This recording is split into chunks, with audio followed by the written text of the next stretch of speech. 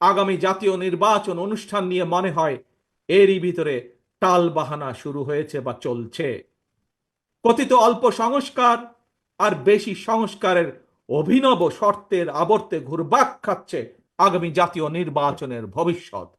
এরই ভিতরে জনগণ বিশ্বাস করতে শুরু করেছে সংস্কার নিয়ে সময়ক্ষেপণের আড়ালে অন্তর্বর্তীকালীন সরকারের ভেতরে এবং বাইরে কারো কারো মনে হয় কিছু ভিন্ন উদ্দেশ্য রয়েছে। প্রিয় সমাবেশ, পলাতক স্বৈরাচারের সময় আমরা দেখেছি তারা কিভাবে আদালতকে অবজ্ঞা করেছে, আদালতের রায়কে অবজ্ঞা করেছে।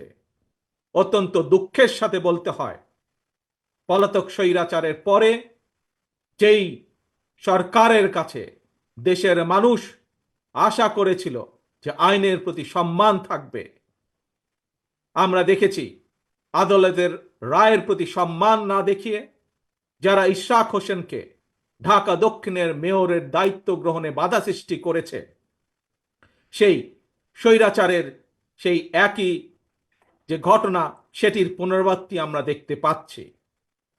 প্রিয় সমাবেশ, আপনাদের কাছে আমার আজকে জিজ্ঞাসা, যারা আইনের প্রতি শ্রদ্ধা দেখায় না, যারা আদালতের নির্দেশকে অবজ্ঞা করে, তাদের কাছ থেকে আমরা কতটুকু সংস্কার আশা করতে পারি?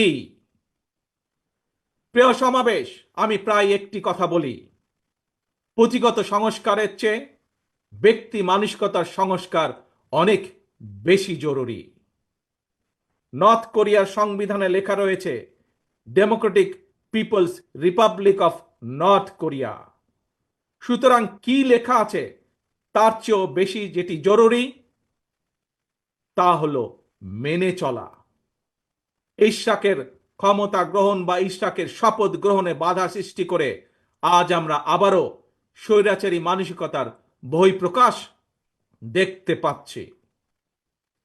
প্রিয় তরুণ প্রজন্মের ভাই বোনেরা, নিরপেক্ষতা এবং বিশ্বাসযোগ্যতাই কিন্তু অন্তর্বর্তীকালীন সরকারের প্রধান পুঁজি।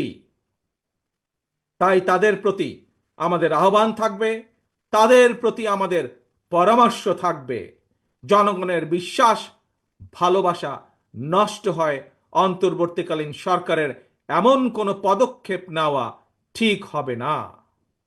একই সাথে অন্তর্বর্তীকালীন সরকারের প্রতি আবারও আহ্বান জানিয়ে বলতে চাই, গণতান্ত্রিক আমি জনগণ এবং গণতন্ত্রের পক্ষের রাজনৈতিক দলগুলোকে দয়া করে প্রতিপক্ষ বানাবেন না।